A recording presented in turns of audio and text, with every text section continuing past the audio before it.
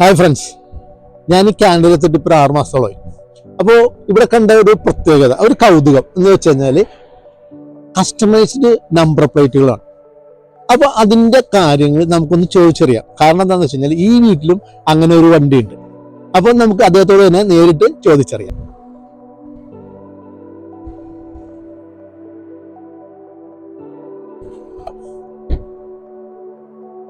Hi friends, ഈ കാറിനെ കുറിച്ച്, ഇതിന്റെ നമ്പർ പ്ലേറ്റിനെ കുറിച്ച് എനിക്കറിയാം. ഓക്കെ, ഇത് ഞാൻ 2022 ഞാനിത് കസ്റ്റമൈസ് ചെയ്തത്. അതായത് നമുക്കിവിടെ കാനഡയിൽ നമുക്ക് നമ്മുടെ വണ്ടിയുടെ നമ്പർ പ്ലേറ്റ് നമുക്ക് കസ്റ്റമൈസ് ചെയ്യാനുള്ള ഒരു ഓപ്ഷൻ ഉണ്ട്.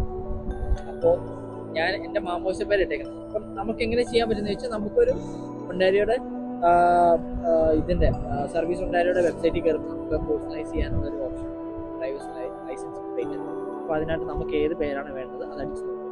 ആ ഒരു എന്താ പറയുക, ആ ഒരു പേര് അവൈലബിൾ ആണെങ്കിൽ നമുക്കത് കിട്ടും. ഇല്ലാന്നുണ്ടെങ്കിൽ നമുക്ക് അതിനനുസരിച്ച് നമുക്ക് വേറെ പേര് കസ്റ്റമൈസ് ചെയ്യാൻ പറ്റും. എൻ്റെ സത്യം പറഞ്ഞാൽ CHCK ആണ് പേര്, പക്ഷേ എനിക്കത് അവൈലബിൾ ആയിരുന്നില്ല. അതുകൊണ്ട് ഞാൻ ഒരു എയും കൂടെ ആഡ് ചെയ്തു. അതാണ് CHAACK വന്നത്.